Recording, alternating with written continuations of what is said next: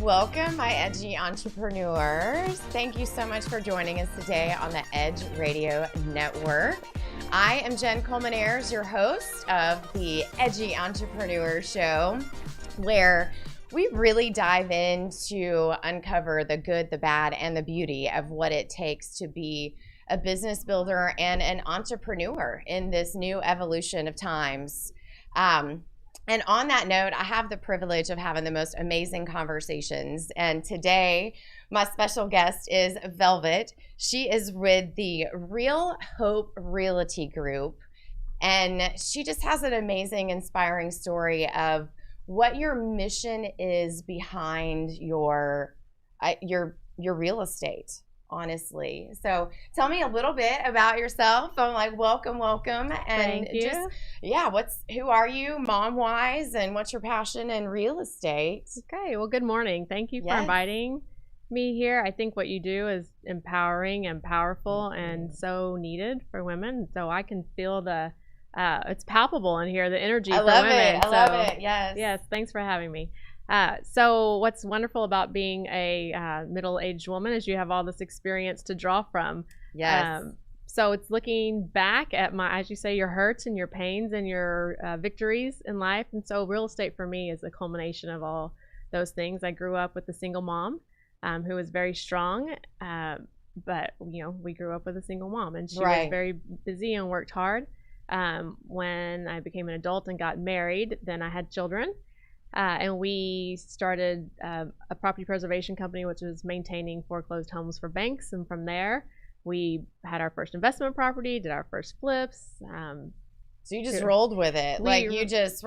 Did you always know that real estate was your mission, or was that just kind of something that evolved with you and your husband, and as life evolved, you saw this as an avenue? It definitely was an evolution for me. Okay. So my husband and I both have Bible college degrees. Okay. So it was definitely an evolution. So when I became a mom, and it was such a gift to be a mom and be with my children, we fostered our first. We got certified to foster, and so it was just this. You can't give what you don't have. And so growing up, I didn't have that. Oh, did y'all hear that? Y'all cannot give what you don't have. How often do we talk about that? Yeah, so having a family that was healthy and functional was a real gift that I had acknowledged that had been given to me, because it had not been given previously, as wonderful as my mom and our family unit was. So, well, it kind of gave you contrast. I know that she did the best that she could with her situation and where she was at, but I want to do better. I want to raise the bar for my family, and that's not, I want to have different values and morals and go a different direction. Yes. Which definitely has its pros and cons. I mean, I see from my children now, not having that struggle, there is a real strength that comes from grit. The pain that we have in our lives. So their pain looks a little bit different, and I have to work to identify with that. I have teenage daughters. I can understand that. Yes. You hear the story about our parents go back, I had to walk both hills, both ways, uphill in the snow. So. And they're hearing wah, wah, wah. Yes. So definitely that dynamic. Absolutely, for sure. So yeah, there are struggles there, but you're right. It does give you grit, and that is, I really think that is the kind of the beauty in being your own boss, is finding the struggle and finding the strength in that.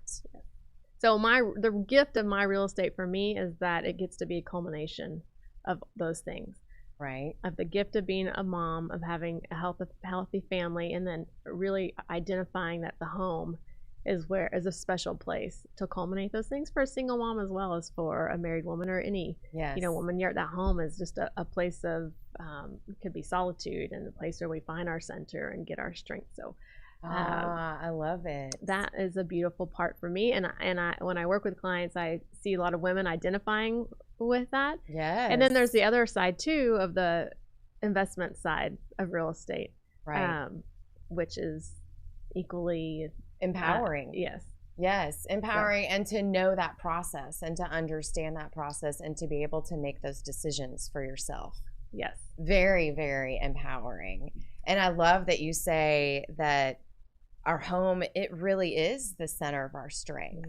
And you're right, whether it's solitude or building that family, that's our quiet time. I mean, that's our soul. Yeah, as well if as you a look place, at it that way, yes. It really is. And my favorite people get invited to my home. It's so true. I don't let just anybody in. Yes. Yes. So it's all a very beautiful culmination for me. And then the icing on the cake is really spreading the word about kids in care. Yes. I don't like to say foster kids because we don't want to label children that way, but there are kids who through unfortunate circumstances have found themselves in our foster care system. Now this is something that your real estate company has allowed you to get involved with, or this was a personal journey that you had and then it has led you into real estate, and then now you have tied your real estate and your passion of fostering into how do I make this work together? Yes. And how do I serve at the highest level while living your passion? Yes. Yes. Tell us. So here's the truth too about foster care is I wholeheartedly believe not everyone is called to foster or adopt, but we can all do something. And that's a tagline for some organizations out there. It sounds very, catchy but it's the truth. I think we've been so commercialized to everything that it starts out as a caring statement, and it is so truthful that, I mean, our smile gets us, a long way in the grocery store, but this is true. Yes. And if you, go work with a caseworker who has been working in the foster care system, a smile, you'll see how long a smile can go. I mean, our workers are beat up. The system is just, we're so in need.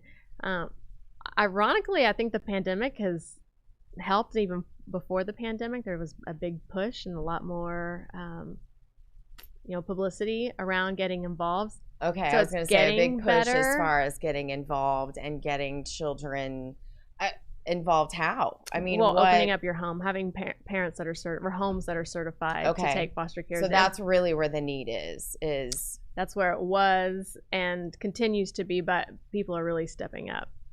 So interesting. Yes. But even if you don't get certified and open your home, I mean, making a meal for someone that is caring for foster kids. Yes. Supporting them when they have a new child in their home because they need sheets and bedding, and if you have baby, diapers and high chairs and car seats and strollers, all these things that you may not have. Does that let's have that conversation. Is that not something that comes with that child when you take it on from foster care? It really just depends. Okay. So how far, this can be a really sad conversation. So whenever they take a child from their home, it really depends on what that parent is willing to allow to walk out with for them to take with or them. If they even have it to if give. They're coming. So you just don't know. Wow. And I've been involved with a couple of other just drives and such that we've collected luggage so that they didn't have to just throw whatever and head out. But I really understand and I appreciate and see the need in being certified so that you're bringing this other human into your home, and you want to give them a stability and a stable environment so that they can become the best human and learn how to be in this world. Yes.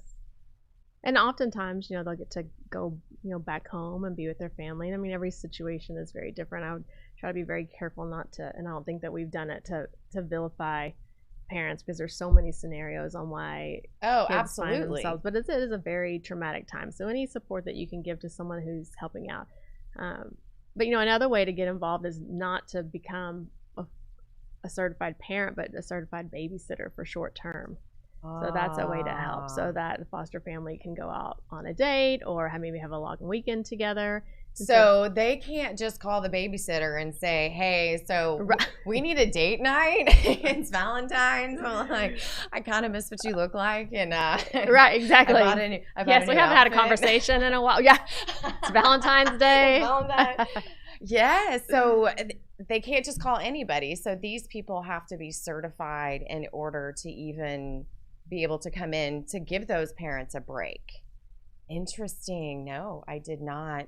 Did y'all know that? I had no clue. So what does that process look like, and how does that go? And is that, that's something that we can still do. We can still move forward, even though it's a new evolution after all of this has happened. That's still going in the process. As I guess let's talk about like your real estate, and how do you tie that into this hope that you're fostering and creating? Yeah, so the hope journey has been a really interesting evolution for me, because it started out with this idea of foster care on the forefront, and my teammate Ruben and I brainstormed ideas, and we have 3 organizations that we support.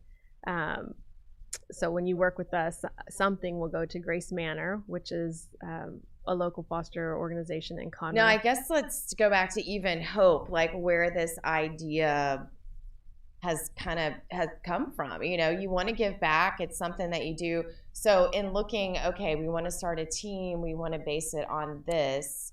We're going to call it hope because that's what we're doing. How do you decide even who you're going to work with at that point? So you've got 3 people that you're pulling into your team and you're sharing your vision with. So how do you even go about deciding what road you're going to go down with this vision? Yeah, so the vision for Hope came very distinctly to me at a Love Fosters Hope concert. It's either April or May, that is Child Abuse Awareness Month. And in the Woodlands on Market Street, the organization Love Fosters Hope puts on a concert. They were not able to do it last year because of COVID, but it's an annual event. And I knew I wanted, I had a stirring to do something to sell real estate, because we had been doing all these other, we had all these other ventures in real estate going on. And so Real Hope real estate team came to me very vividly in that moment. The gift of the team was just that, a gift. So along comes my teammate Ruben Jonker, and he was equally as passionate. Yes. And I'd just say about Ruben, I would not work with anyone, but he's a real gift in that he is as magnanimous in heart and mind, and just willing to give. And there was no problem with him adopting that as kind of the banner and the mantra that we would work under. So nice. That was. So it really is just, it's a labor of love. Yes. Yeah. And real estate is in itself, it's about serving. There was a silence there, like, yes, it is a labor of love. Yes. Well, I wasn't sure which part we were labeling. The labor all of it. Yes. I'm like, real estate is the job aspect that gets you so that you can perform this love in the community. Well, so back to the original hope. It started out with this idea of bringing awareness to kids in care. And what it has become, especially with COVID, is just bringing hope to individuals, because everyone has a story. Right. And so where we used to pride on ourselves on being really smart real estate agents, and we are very savvy, we've now kind of moved to this heart place of how can we really speak to the fears of people. I mean, selling a home is one of the most stressful things that we walk through. And how can we be really good agents, but also give hope to people? So it had an evolution in itself. Man, I love that, you guys. And I can't wait. We're going to dig a little bit more into that when we come back from this short break. But what a beautiful story of hope. And how we can get involved in this world to really make a difference on the smallest level. Like she was saying, Velvet, that it starts with a smile. So we'll dive into that as we come back. Thank you so much for watching The Edgy Entrepreneur. See you in a minute.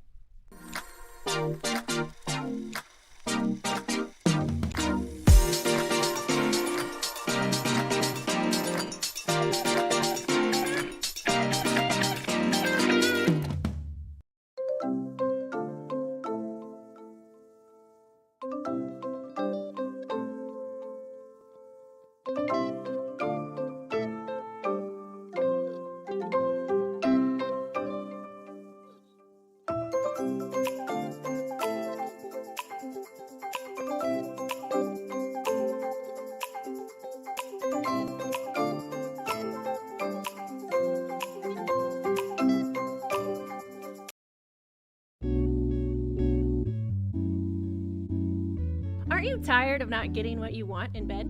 Are you ready to spice things up behind those closed doors? Woo! We're here for you every hump day at 7 p.m.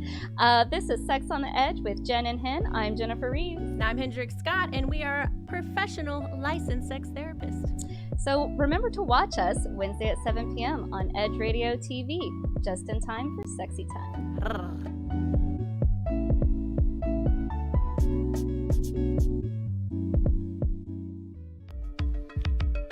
Are you a small business owner concerned about the downturn in the economy? Top business leaders like Mattress Mac and Warren Buffett will tell you that now is the time to promote your business more than ever. People need your services. Your business needs an edge. Learn about special advertising packages for small businesses right here on Edge Radio. Find out more, give us a call at 281-744-0446. That's 281-744-0446. Edge, because truth still matters.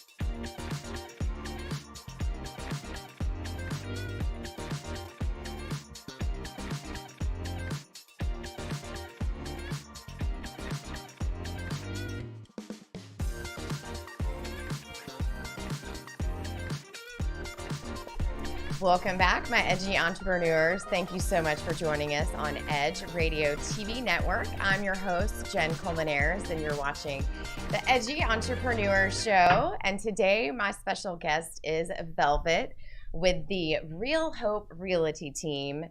And before the segment, I don't know if you were able to tune in, but we were talking about not just real estate and how that is your passion, but also how you've taken the good and the bad and the ugly of what it looks like at real estate, but also as being a foster parent and the good, the bad, and the ugly, or the beauty in that, not really ugliness, the beauty in that. And how are you going to tie in what you're doing to make a difference in this world, to really make a difference in this world with the children that you're bringing into your home? So tell us, I mean, that's a big commitment. Tell us a little bit about that system and what it looks like, and how your sales in real estate are going to support this passion of yours. Well, it's very difficult to do both simultaneously. So I do not have any kiddos in our home currently, besides the 3 that, must stay with me. that must stay with that me. sometimes wish they were in someone else's home. That's too funny. So right now I'm just in a season of raising awareness through real estate. But I will tell you, a gripping story if you want to hear it. Sure. Is we had some kiddos in our home that needed, or that we took for weekly visits with their parents. And so this is the summer, 3 summers ago, maybe 4 summers ago, we would take them, and I would wait in the caseworker's office. And in the office was little Jasmine, who would stay in the office every day because she didn't have a home. And so her caseworker would pick her up in the morning and take her to the shelter at night, and then pick her up again in the morning because there was not a home for her. And that was one of the things that made me say, we have to do something. We need more people. Right. These are our kids. They're not just the people who've chosen to foster. There are kids. Now, what was a little bit of Jasmine's backstory? Like, how did she end up in a shelter situation? That I don't know. Okay. And I only speculate. Right? Ask for the children. They tell us as much as they are allowed to when they come into your home, but I don't ask the stories of other right children. I mean, and just things that you don't think about on that level. I mean, that there's this child who is sleeping in a bunk bed, I would assume, or in a shelter situation, and that the only interaction and care that she's getting is an office environment of other hurting, and I guess other situations that she's not out playing on the playground, y'all, and like eating animal cookies. Yeah, or even seeing daylight. The office was an interior, it was an interior office, and the caseworkers are doing the best they can, and she was a beautiful soul. I mean, with a voice like an angel.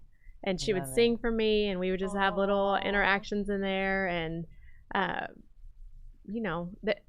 each kiddo is a person. Yes. Waiting to needing to be nurtured and waiting to be developed, and I love that. So.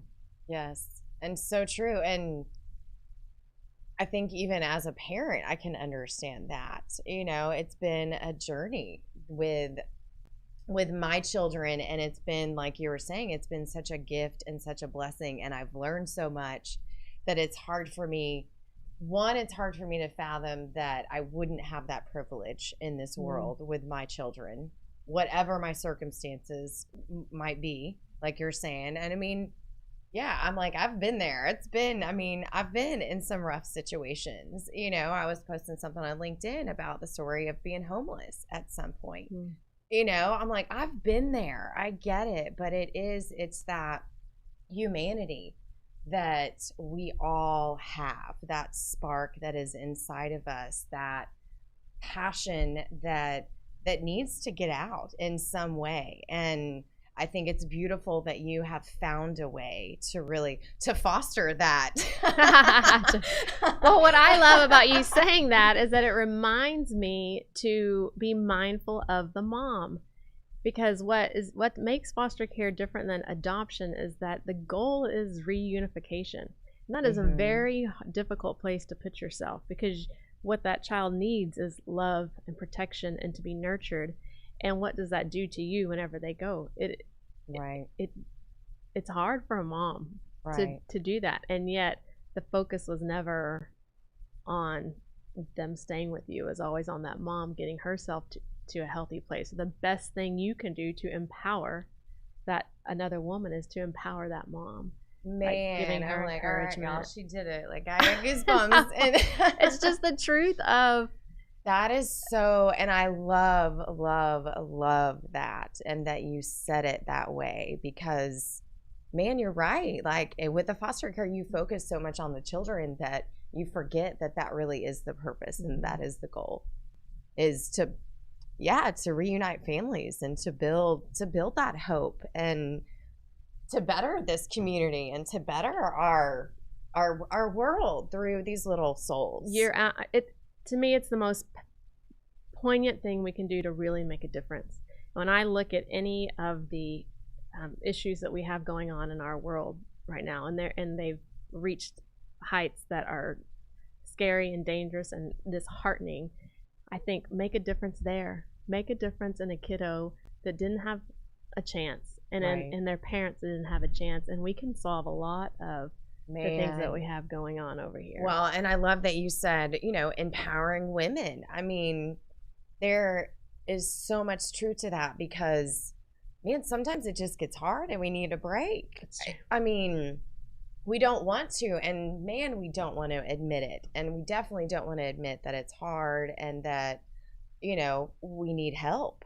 And that is just such a beautiful thing. I think that was just a gift that you just said, was that, I'm like, that it's not the foster care. It's not about the separation. It's not about that. It's about giving somebody some space so that they can create a space that they need, so that we really can make a difference, and then they can make a difference. They can be the best version of who they are, and they're raising this life in the best environment that they can.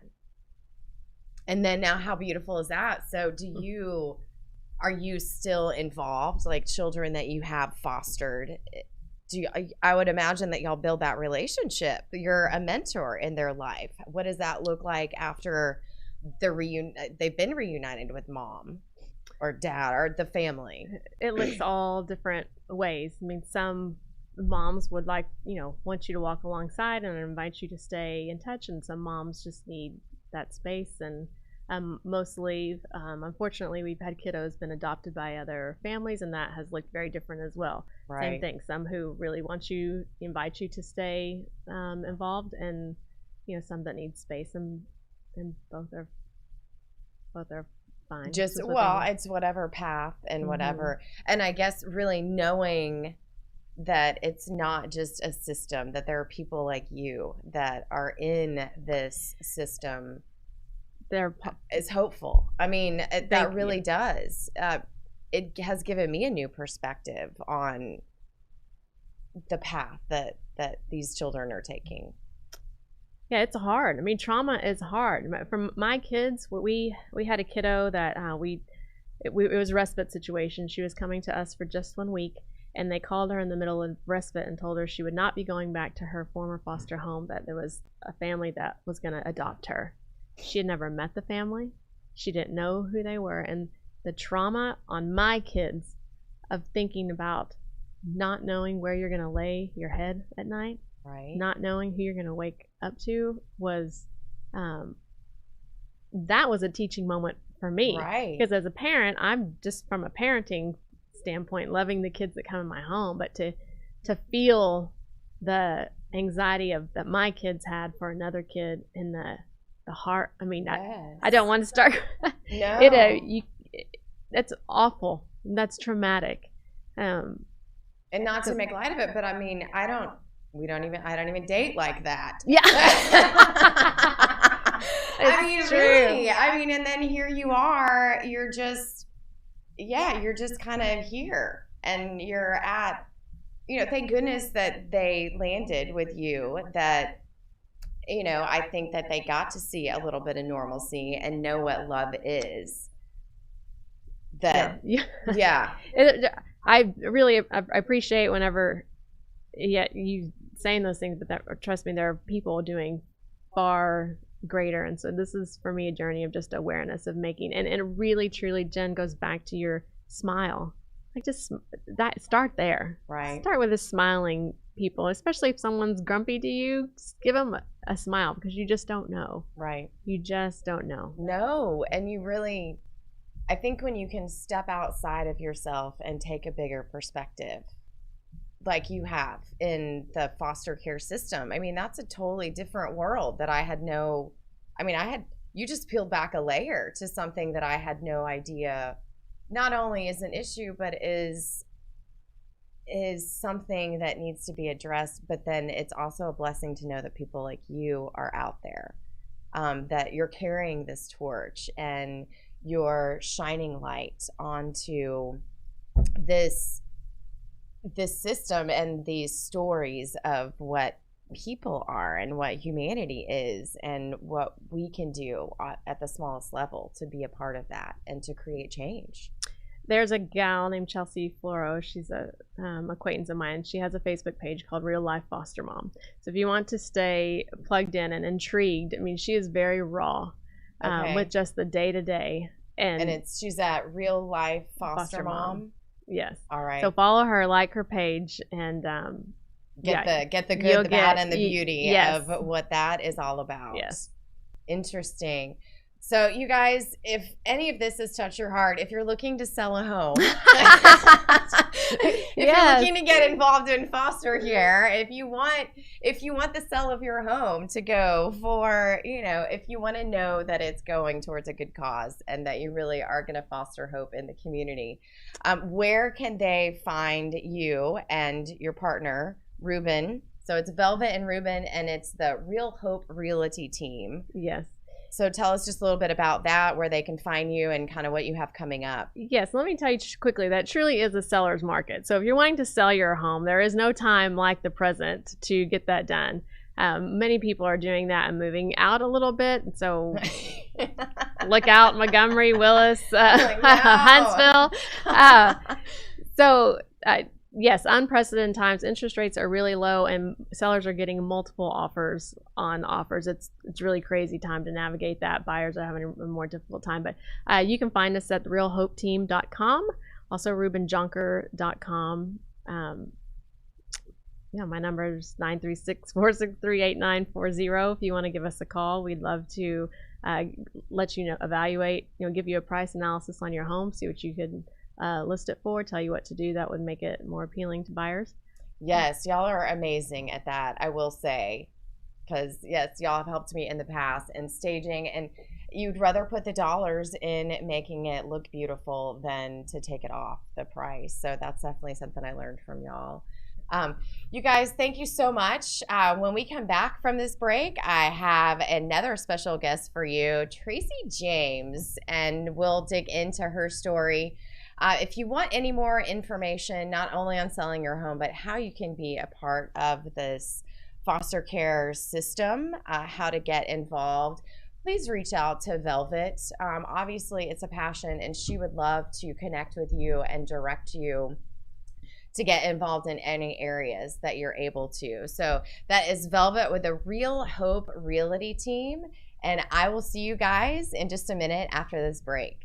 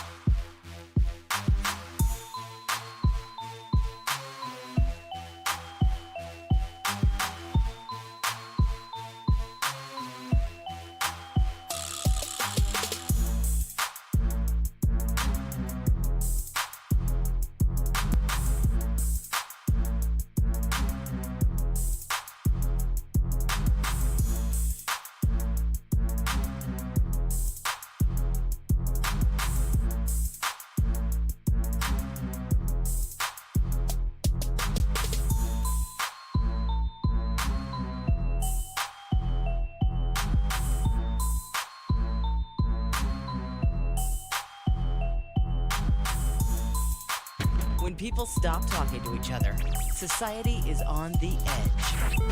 Let's bring them back. Edge Radio, because truth still matters.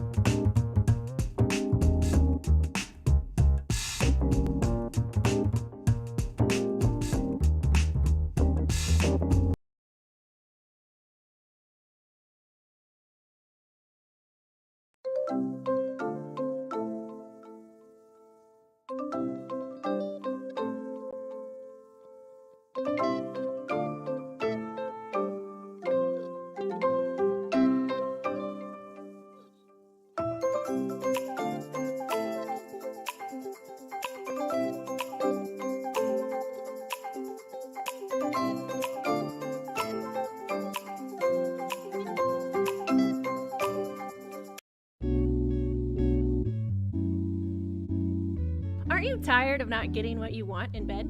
Are you ready to spice things up behind those closed doors? Woo! We're here for you every hump day at 7 p.m. This is Sex on the Edge with Jen and Hen. I'm Jennifer Reeves. And I'm Hendrik Scott, and we are professional licensed sex therapists. So remember to watch us Wednesday at 7 p.m. on Edge Radio TV, just in time for sexy time.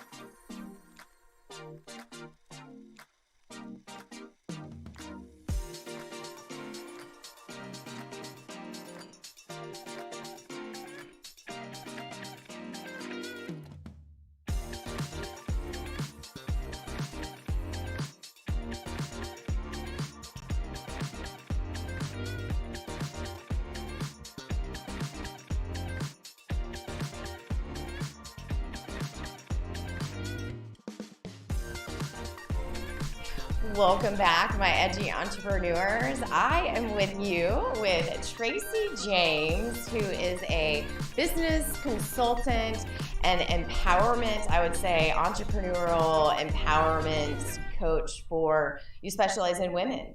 Yes. So nice to meet you. Thank you so much. I'm so excited to have you here and to dig into, let's talk women's empowerment.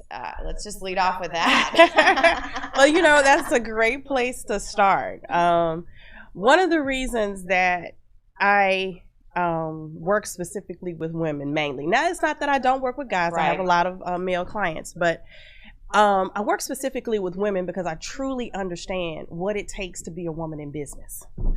And it takes a lot of different things.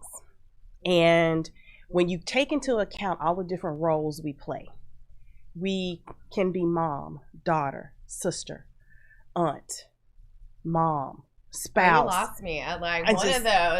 It's just, you start thinking about. You lost me at mom and business. Yeah, and all the different roles we play. Yes. And oftentimes what ends up happening is that I see women start with this amazing amount of energy and excitement. And in the process of building, the pressures of their full-time job, being a spouse, being a mom, sometimes, especially once you hit a certain age and your parents hit a certain age, sometimes you're the caregiver. So you're kind of in that sandwich where you've got kids at home and you've got your parents to take care of too. And we sometimes will pull back on what we're passionate about because we feel like we don't have enough time to focus on it. And we get drained, we get exhausted, and we find ourselves trying to give. And often we're giving from an empty cup. Right. When in reality, what God intended for us to do was to give from our overflow. Right. Yes. And in order to give from your overflow, you have to make you a priority. And I see it all the time. And I did it. Did it myself. This is the edge behind being an edgy entrepreneur, y'all, it really is about the good, the bad, and the beauty. It's, it's not just rainbows and unicorns and woohoo, I'm going to go out and start my own business. And, I'm a mom. I've raised a family. I can do this. I can do it all. You can't. And it's so important to plug into where to plug in where your strengths are. Yes. So I love that you're a woman empowerment coach in that aspect, that you guys, we can't do it all. We just can't. We want to. We're just, like you're saying, we've got to fill our own cup before we can give from the overflow. So kind of what does that look like in your world and what you're noticing on the other side of this pandemic? Well, I think one of the major issues that I've saw with a lot of my clients during the pandemic was just sheer overwhelm. Right. We love our families. We do. Don't get me wrong. We love our families. We do. I have a 15-year-old son at my house that will be 16 in just a couple of weeks. Pray for me. I like how you said that. A 15-year-old son at my house. Yes. At my house. Yes.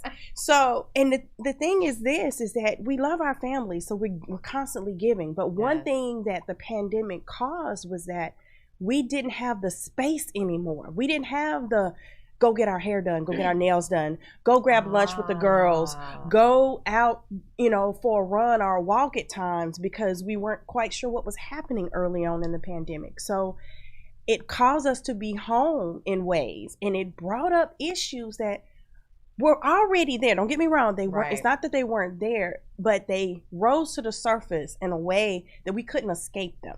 Right. Well, it was all in your face. It's here. It's in your face. You're trying to work from home. Your husband's trying to work from home. Your kids are trying to go to school. Yes. And you've got all of these. And then there's the fear and the unknown of what's happening with the pandemic. And so what I found with a lot of my clients was that I had to encourage them just to take 15 minutes. Yes. Just 15 minutes. I get that everybody's in the house. Right. I get it. Mom, what's for lunch? Right. Mom, you know what? I wouldn't feed you if it was a school day. So you're 15, you can figure it out. Yeah. So just taking 15 minutes to just say, hey, and put everyone in the house on notice. Look, between 10 a.m. and 10:15 a.m., don't bother me. I just need a moment. And I really think that is definitely an important point. I don't want to brush over that, is communication. Yes. Like they need to know that you're taking time for yourself so that you're not going to bite their head off later when they ask what's for dinner. Yeah. And I think that's one of the things that is missing, is that assumption. Because the thing is, because we do, and we put the S on our chest. We put the S on our chest. Nobody else puts it there. I'm totally guilty, yes. We put the S on our chest. I'm like, don't forget Queen. I got the crowns. And so we put ourselves in that position where we put in that pressure on ourselves. And when we don't communicate that we need help, that we need a moment. Before the pandemic, my son and I had an understanding that when I walked in the house, I needed a minimum of 30 minutes. I love it. Preferably an hour. But if he couldn't give me an hour, give me 30 minutes. Let me walk in the house. Let me get comfortable. Let me clear my head from the day. Now that's interesting, because this is funny to me, because I grew up in such a leave it to beaver kind of like mentality, that, when Dad came home, that we were like, yay, Dad's home. Let's go jump on him and say hi and give him a hug.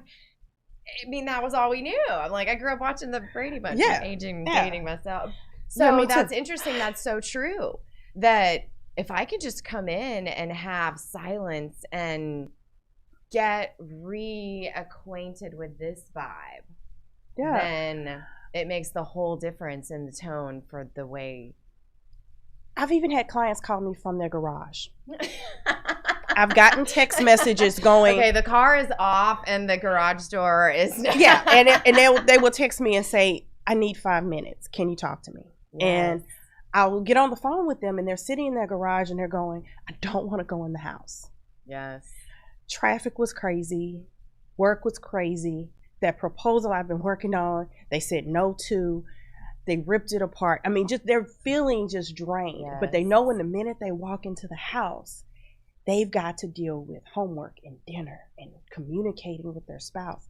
And so how can you really think about your business? Yes. But it's on your mind. It's still there. Business is on your mind. There. And so you need that your that sounding business point. Also has just taken on a different step. So you're sitting in your car from your work day, but now you just walk in and now you've got that additional pressure of, okay, well, my work day was just really bad. They said no to that proposal. Now what am I going to do? What's my next step? How am I going to take care of these people and then these people are tugging on you and pulling on you and wanting all of this from you. And meanwhile, now you're struggling with that mom guilt of, okay, I'm here in the moment, but I want to make sure that your future is taken care of as well. Yeah, absolutely. And it's that thing of, it's a balance.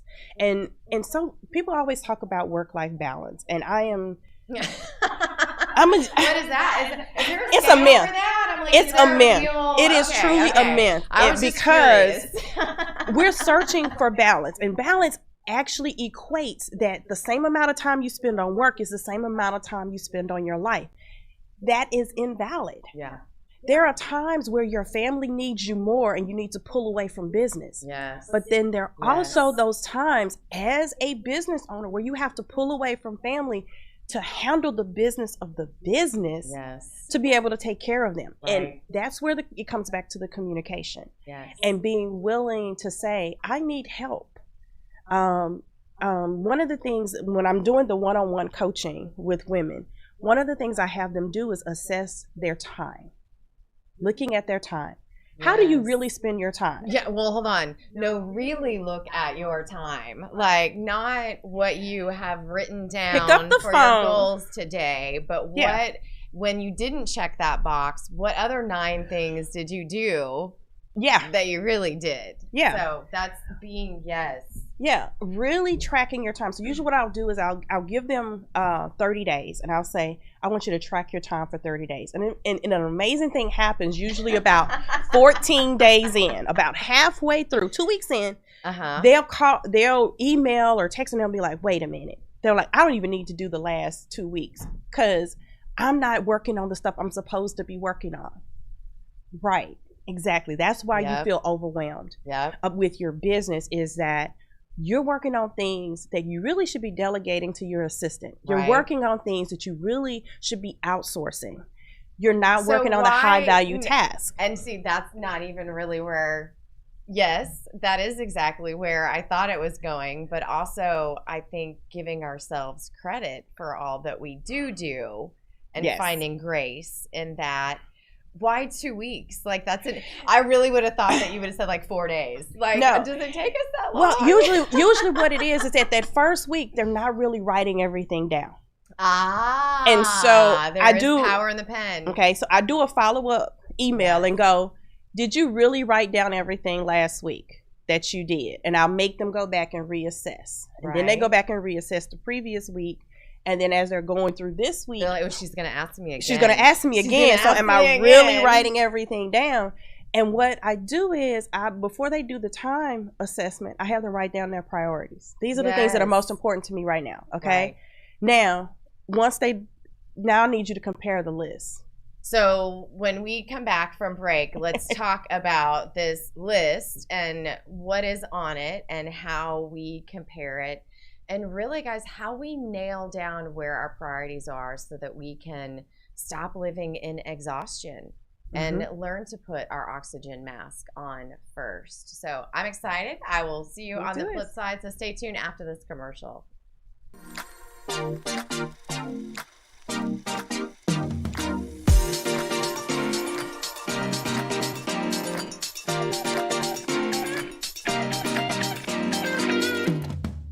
We work our whole lives to support our families. With one accident or illness, it can all be gone in an instant.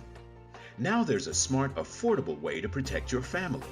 Go to findhealthbenefits.com and discover low-cost life insurance for as little as $2 per month. Add to that a tax-deferred annuity that can help you protect your assets and grow your money for retirement.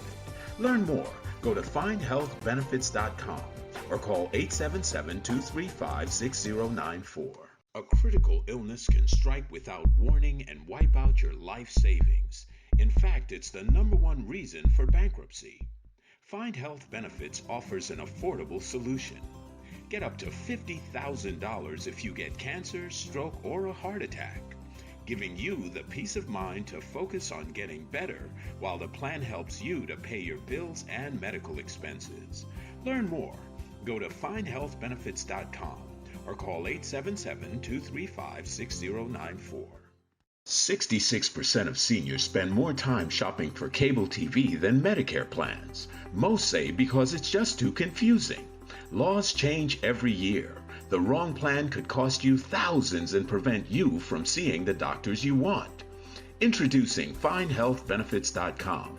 Save time, save money, see specialists without referrals. Go to FindHealthBenefits.com or call 877-235-6094 for this informative brochure. Society is on the edge. Let's bring them back. Edge Radio, because truth still matters.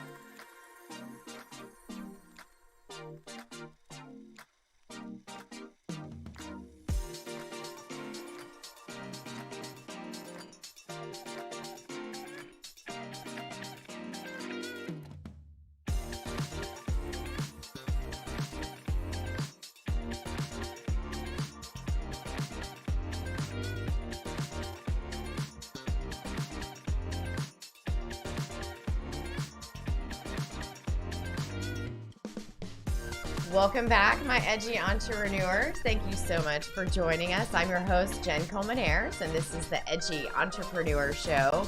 We are talking with my special guest, Tracy James, and we were talking about women and how we really do need to write stuff down so that we really do know where our time is going. And you were giving us a tool that you use. Yeah, one thing you can do real quick, you just write down what your priorities are. What you say your priorities, the things that are most important to you. Like covering up my grays kind of priorities? No, or like... more about, I want to work out. I want to spend time with my kids. I want to spend time with my spouse. I want to, I want to get this certification or this license.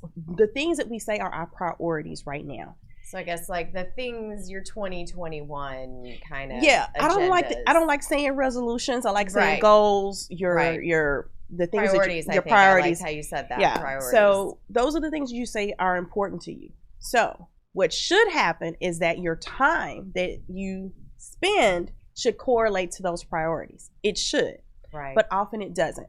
So once you sit down and take a look and assess your time, and begin to look at how you spend your time every day, what happens is usually within the first 2 weeks, you see that what you say your priorities are and where you're spending your time are out of line. Right. And it's generally because we're doing things that we shouldn't be doing. We're doing things to be busy. So now you say we're doing things. So we're doing things as entrepreneurs. We're doing things as women. We're doing things... It's a combination of things. It depends on the person. For some people, the pull is their family and friends. That's a major priority for them. So if someone that they love calls and says they need, they drop everything that they're doing and they run. And I'm not saying you don't be there for people, but there has to be some boundaries. I love that you said that because you know what? And I was that friend. I mean, I really was. And I prided myself on being that mom. And I wore that badge. Yes. Like you're sick at school. Okay. You got to do whatever it was. Yes. I have learned, but then it goes back to communication too. Yes. And being able to openly say, this is a no right now. Yeah. And understand that no at times needs to be a complete sentence. Yes. Because some people, if you try to explain why you're saying no, they will give you reasons and rationales for why you can still say yes. No is not a 4-letter word. It does not require any explanation. No. Did y'all get that? No is a complete sentence. And just grasping that in itself and saying, right now, I would love to help you. But right now, these are my priorities. Yes. And sometimes we do have to draw the boundary in the 4 walls of our home. Yes.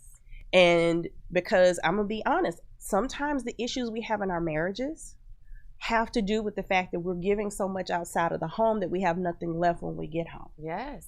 Well, you're tired. Yeah, you're exhausted. Just spent like however many hours with all these people that needed all this other stuff from you. You just, you don't want to be. I didn't want to be like even touch sometimes. Like it's I just need my space. And I really think that is a good visual. Like I need time to get in and get centered and reconnected with the energy in my home. Yeah. Like it's not that I need to wash the day off or put it behind. I need time to reassociate and reconnect. Yeah. Because the truth of the matter is, if you're married, when you're out of the house and you're working your business, you're the boss. You're making the decisions. Right. Okay. Sometimes that's how I like it. We need to cut it off when we get home and we're with our spouse. Yes. We need to be able to cut that off. And I'm going to be honest. I like not making decisions sometimes. I just do. Like, don't ask me what I want for dinner. You know me. You know what I like. Just make something. Just pick it up, fix it, whatever. Right. Sometimes I just don't want to make the decisions. Or just say, hey, honey, let's just do a pot of spaghetti or a pot of chili tonight. Okay, let's get in the kitchen. Let's do it together. So it's not just about getting the things done that need to be done in the house, but also finding that space where you can do those things together. Well, and not even with just your spouse, even with your children. Yeah. Like I have really found that as raising my daughters and being a single mom, that my communication with them was invaluable. I mean, when there are times when, and I don't want to let them down. I don't want to ever tell them no. But when I can get on the phone with my daughter and say, look, this is a no right now. This is why.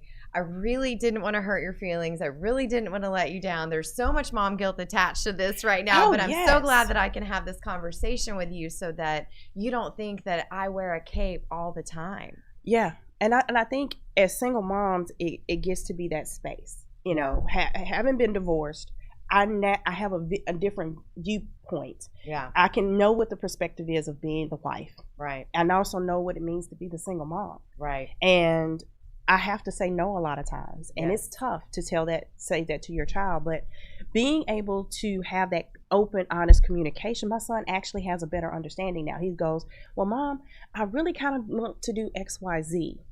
You know, how does that work into your schedule? So it's not a sense of entitlement. Yes. It's an understanding of Mom's running a business, Right. which pays the bills, which enables you to do all of these wonderful things you like to do. Right. So I need to show some respect to Yes. Mom's time and her abilities. I love that you've fostered that relationship, because I mean now that is going to go out into the world with a new respect, and it's not an entitlement, it's a communication. Yeah, it is. It's because I love you. I want to do for you. Right. I'm here for you, but we have to have some understanding of what I need, and then I also have to be understanding of what he needs. Right. True. And Yes. so when you are a business owner and you truly are in that space of really wanting to build your business, you have to take care of you and your home first.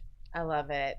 You guys, if you need any more fuel, if you need direction and help with those priorities and business and family life and personal life, give Tracy a call. Where can they find you?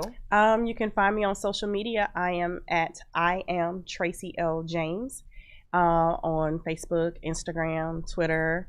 I'm on LinkedIn. I'm Tracy L. James, and I'm the special Tracy, y'all. Tracie. Yes, Okay. Yes. My mom wanted me to stand out in the midst of all those 70 babies that were named Tracy. I hear you. I'm a Jen. I'm a Jennifer. I'm a Jen. Yes, I totally hear you. You guys, thank you so much. There's going to also be a link below to this show. I wanted to just make y'all aware. The Montgomery County businesswomen are collecting clothes so that they can dress beautiful women to send them out on these interviews. So we're empowering from the inside. So stay tuned for that. Until next Thursday at 10 o'clock, go out and be the change that this world needs.